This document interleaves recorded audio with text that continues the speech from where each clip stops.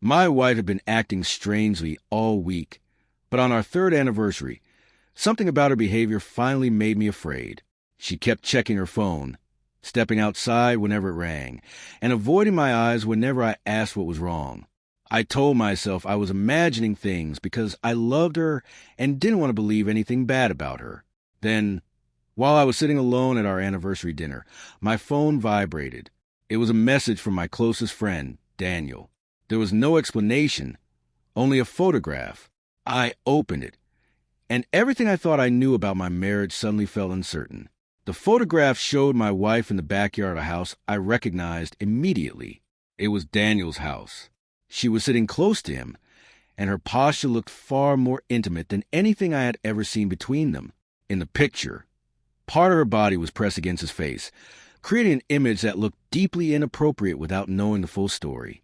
My stomach tightened. I stared at the screen again and again, hoping I had misunderstood what I was seeing. Then Daniel sent another message. "Don't confront her yet. Please trust me." Those 7 words frightened me more than the photograph itself. Why would my friend tell me not to confront my own wife? I called Daniel immediately, but he didn't answer. I called again. Nothing. Meanwhile, my wife walked back into the restaurant carrying 2 glasses of water, smiling as though everything was normal. "Why are you so quiet?" she asked. I turned my phone face down and forced myself to smile. "I'm just tired," I said. She touched my hand and told me she had planned a surprise for later that night. Normally, those words would have made me happy. Instead, they made my chest feel heavy. A terrible question kept repeating in my mind. Was her surprise meant to celebrate our marriage, or was she preparing to confess something she could no longer hide? For the rest of dinner, I watched her more carefully than I ever had before. She kept receiving messages, but refused to show me the screen. Once, she stood up and walked toward the restroom, but instead of going inside, she stepped outside the restaurant. I followed her with my eyes and saw her whispering into her phone. When she returned, she noticed my expression. "Everything okay?" she asked. "Yes," I replied. The lie tasted bitter. I wanted to ask about Daniel. I wanted to hold up the photograph and demand an explanation, but Daniel's warning stopped me. If he had simply wanted to expose an affair, why had he told me to wait? When we finally returned home, my wife told me she needed a change before giving me my anniversary gift. I watched her disappear upstairs. A minute later, my phone buzzed again. Daniel had sent another message. This time, there were only 4 words. "Come to my house." My hands became cold. I didn't know whether I was about to discover betrayal, a lie, or something even worse. I quietly grabbed my keys. I didn't tell my wife where I was going. As I stepped outside, I looked back at our house. 3 years of memories suddenly felt fragile, as if one unanswered question could destroy everything we had built together. When I arrived at Daniel's house, the backyard was empty. I walked toward the door and found it unlocked. "Daniel?" I called. No answer. Then I heard his voice in the garage. He came out looking exhausted. I held up my phone. "What is this?" I demanded. He stared at the photograph for several seconds before lowering his head. "I knew you'd see it the wrong way," he said. My anger exploded. "Then explain it." Daniel took a deep breath and told me the photograph had been taken earlier that afternoon. My wife had come to his house because she had discovered something about our marriage that neither of us knew. I thought he was making excuses. I demanded to know why my wife was sitting so close to him. Daniel finally explained what the photograph had failed to show. My wife had been crying when she arrived. She had received a package containing old documents connected to my late father's business. She believed someone had been secretly using my identity to access an account that belonged to my family.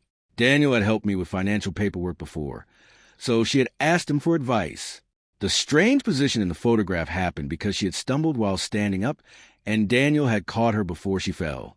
The angle made the moment look completely different from reality. I wanted to believe him, but my suspicion had already taken control of me. Then why didn't she tell me? I asked. Daniel looked at me sadly. "Because she wanted to surprise you tonight." He explained that my wife had spent weeks investigating the suspicious account because she believed someone was trying to steal money that should eventually belong to us. She had discovered that the person responsible had access to information only someone close to our family could know. She had been terrified that telling me too soon would make the person disappear. Daniel had helped her gather evidence. The photograph had been an accident, but the secret behind it was real. Before I could respond, my wife appeared in the garage doorway. Her face changed when she saw me. "You came here," she whispered. I expected anger, tears, or an accusation. Instead, she looked heartbroken. She reached into her bag and pulled out a folder. "I wanted to give you this tonight," she said. Inside were copies of bank records, messages, and documents showing unauthorized activity connected to an old account. Then she showed me the final page. A name appeared there. Someone I knew. Someone who had been around our family for years. Suddenly, the photograph no longer seemed like the biggest mystery. The real betrayal had been hiding somewhere else.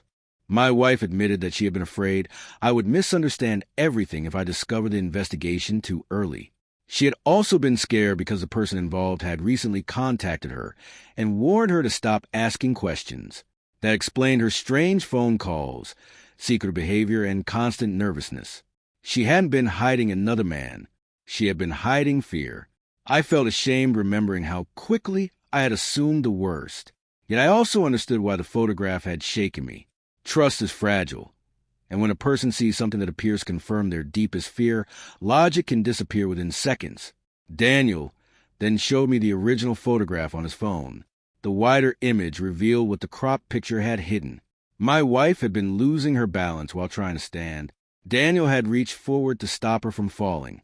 Her position against him looked suspicious only because the photograph had captured a single second from the wrong angle. I stared at it silently. One image had nearly convinced me that my marriage was over. One missing piece of context had transformed an innocent moment into something that looked like betrayal. I finally understood how dangerous assumptions could become when fear fills the gaps that truth hasn't explained. That night, my wife and I sat together at our kitchen table. Our anniversary dinner had been forgotten, and the expensive cake remained untouched. She apologized for keeping secrets. I apologized for allowing one photograph to make me judge her before hearing her side. Neither apology erased what had happened, but both were necessary. We agreed that if we were going to remain married, we needed honesty even when the truth was uncomfortable. Later, we contacted the proper authorities about the financial evidence and began dealing with the situation together. The investigation took months, but eventually the person responsible was identified. The marriage survived because we chose communication over assumptions. Looking back, I still remember the moment Daniel's photograph appeared on my screen. I remember the fear, the anger, and the horrible certainty that I had been betrayed. But I also remember how wrong certainty can be when it is built from incomplete information. My wife wasn't perfect, and neither was I. We both learned that keeping secrets, even for reasons that seem protective, can create the exact suspicion you are trying to prevent. Our third anniversary became nothing like the celebration we had planned. Yet strangely, it became one of the most important nights of our marriage. Sometimes the picture that scares you most isn't the truth. Sometimes it's only the part of the truth you haven't seen yet.